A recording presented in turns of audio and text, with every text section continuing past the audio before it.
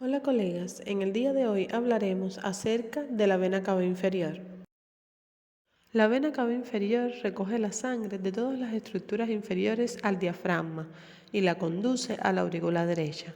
Sube por la región posterior del abdomen por delante de la columna vertebral, al lado y a la derecha de la aorta abdominal y por detrás del hígado. Son tributarias de la vena cava inferior las venas ilíacas, venas lumbares, vena testicular u ovárica derecha, venas renales, venas frénicas inferiores y las venas hepáticas. Para visualizar ecográficamente la vena cava inferior, utilizaremos una sonda convex de baja frecuencia, la que generalmente utilizamos para ver la mayoría de los órganos abdominales. Primero deberemos localizar la vena cava inferior. Para ello, la mejor manera es partir de la imagen de la aorta y la cava en corte transversal y pasar a longitudinal. El transductor deberá colocarse con el marcador hacia la cabeza del paciente y discretamente angulado para poder visualizar el trayecto de la vena cava y su entrada a la aurícula derecha. Ecográficamente es una estructura tubular anecoica ligeramente abombada y físicamente es depresible por compresión. La valoración de la vena cava inferior suele solicitarse en pacientes con sospecha de trombosis.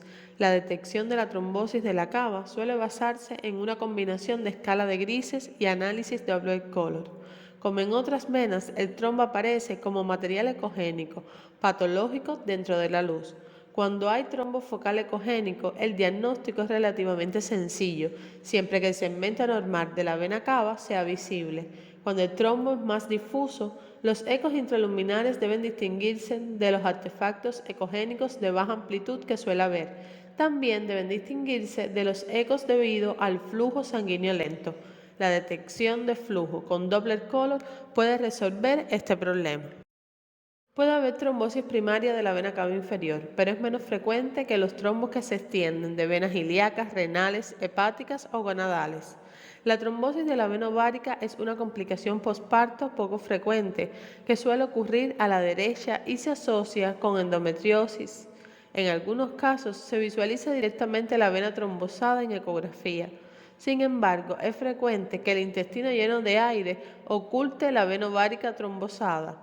En estas situaciones sigue pudiéndose hacer el diagnóstico en la mayoría de los casos, observando un pequeño trombo que se extiende hacia la vena cava inferior desde la insección de la vena ovárica. El trombo tumoral puede extenderse a la vena cava inferior desde carcinomas de células renales, carcinomas hepatocelulares y carcinomas suprarrenales primarios. Suele poderse diagnosticar identificando el tumor primario. En algunos casos se distinguen de los trombos blandos porque producen expansión de la luz de la vena cava y porque el flujo vascular interno es detectable con Doppler color o angiodoppler. Los leiomiosarcomas son el tumor primario más frecuente, originado en la pared de la vena cava inferior. No obstante, todos los tumores de la vena cava inferior son raros.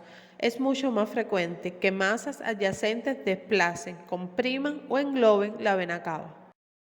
No quisiera terminar sin antes hacer referencia a la relación directa que existe entre la medida de la vena cava inferior y su grado de colapsabilidad con la presión venosa central.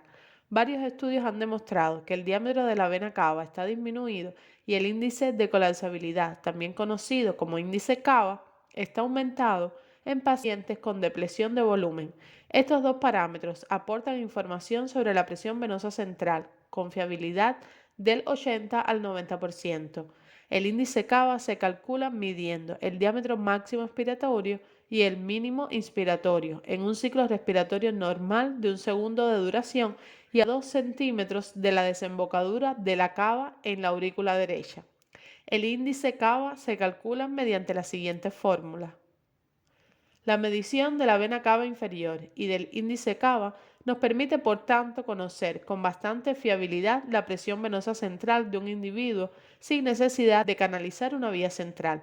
Esto tiene una enorme importancia clínica, ya que nos puede ayudar a ajustar el tratamiento, tanto en la reposición de volemia como en el tratamiento de diurético, en múltiples procesos médicos, ya sea sepsis, shock séptico, hemorragia digestiva, insuficiencia cardíaca, pancreatitis aguda, politraumatismo, estados postquirúrgicos, entre otros.